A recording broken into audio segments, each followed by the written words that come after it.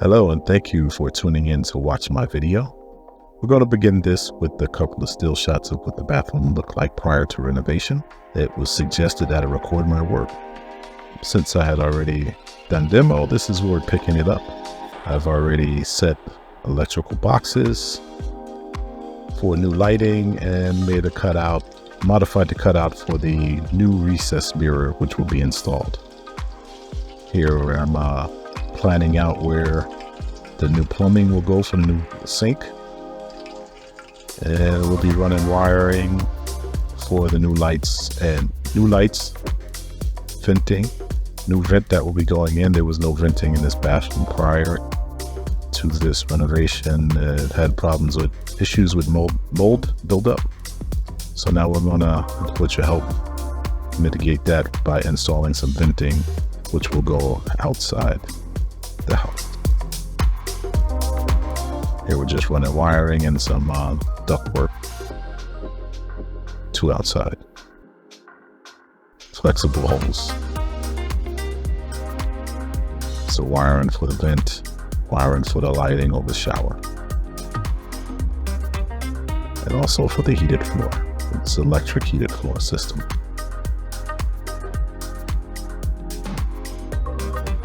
Here we got some lighting for the shower being installed, which is wet rated.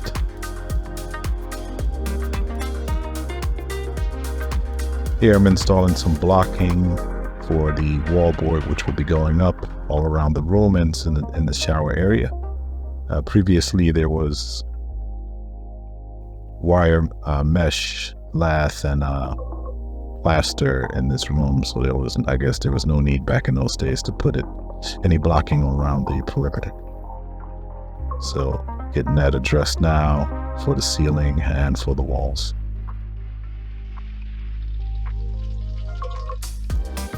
Here I'm working on the new mixing valve which will be going in, removing the old.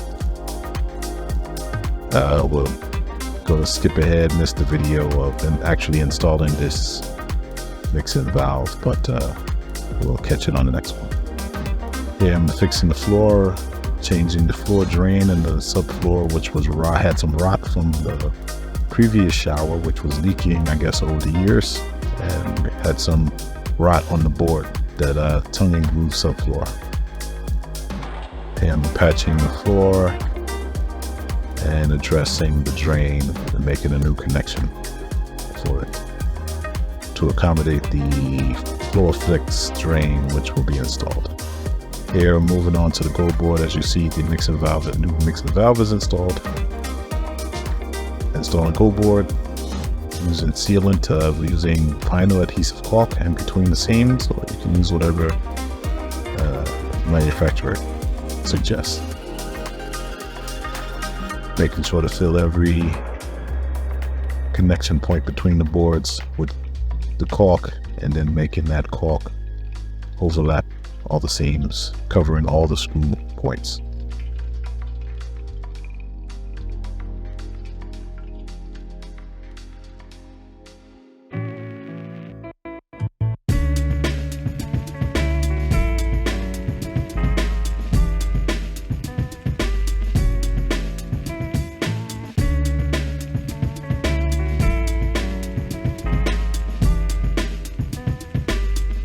Be sure to put a generous amount of sealant in between each board.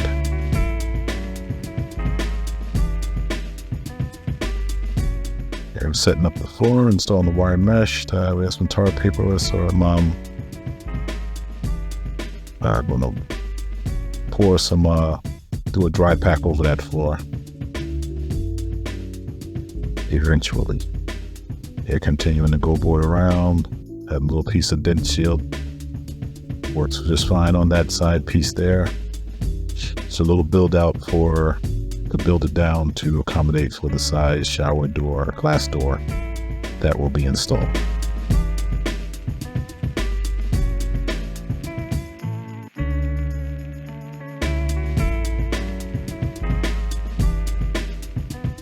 Here I'm installing some Sludaditra uncoupling membrane. Doing some dry fitting now.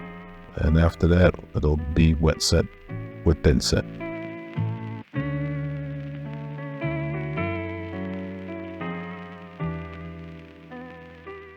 Be spreading that to a 1/4 inch with a 1/4 inch trowel, notch trowel. So that's set. Now we're moving on to addressing this ceiling, which had these rafters really out of whack. A lot of these some needed shavings, some needed dropping down, where I'm adding that extra stud there so that it can give me an extra screw point nice and level across the ceiling. So we addressed the highs and lows of the ceiling, which were kind of out of whack. Okay, moving on to lining up the new drain location to accommodate the new sink.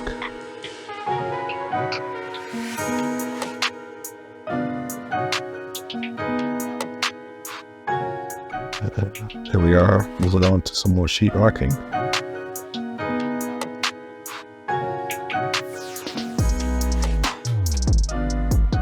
Try to finesse it in.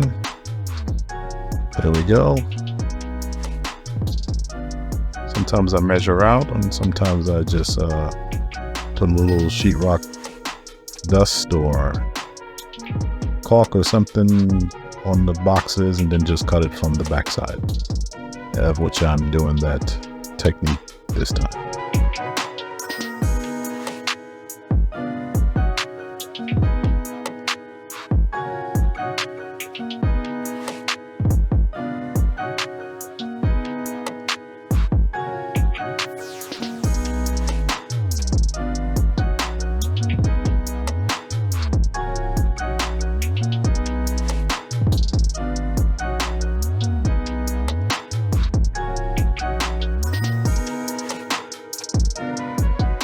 Here we've advanced ahead, completed the sheetrock, and commencing some taping and mudding, and also in the process looks like I've already applied the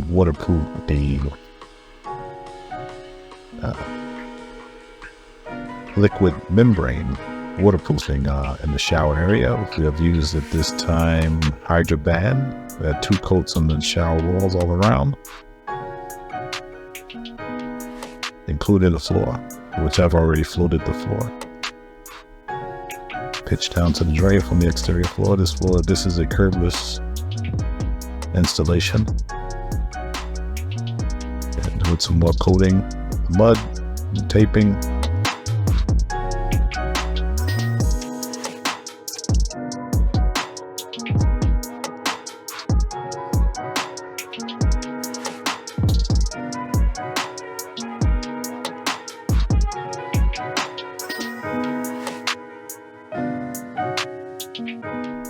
Like paper tape on my corners, and for the seams I have switched to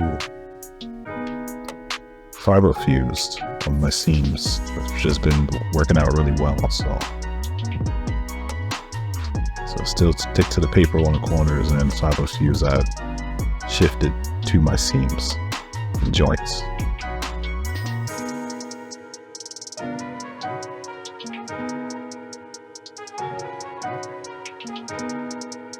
Probably doing that for the last 5 to 6 years, and I haven't had an issue with any of them yet.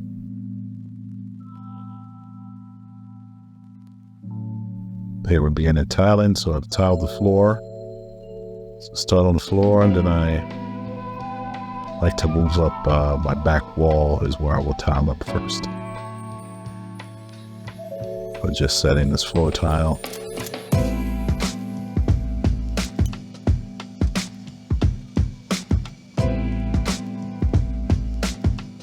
Now we're moving out to tiling the main floor.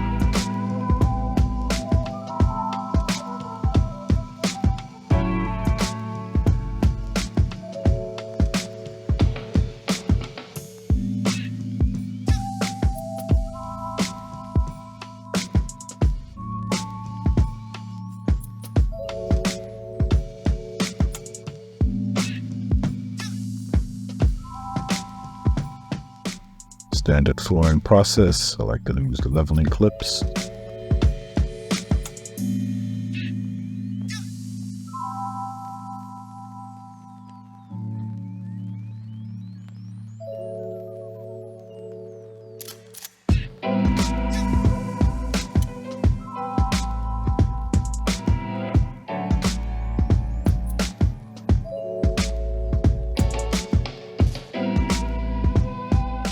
we are beginning that process of tiling up the back wall. Trialing out the thin set on the wall, do a little back border on the tile itself, then set it in place.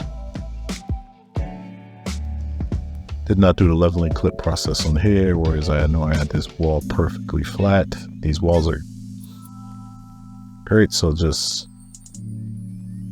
consistent thin set height, and using the level, and this wall came out perfect. Just using spacers here.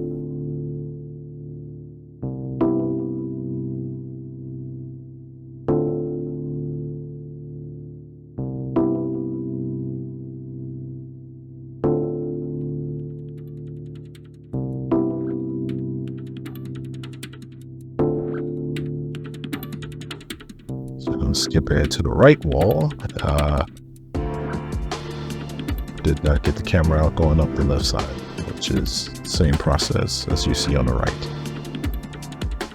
Thin set, spacers, everything nice and level. Back border in each piece.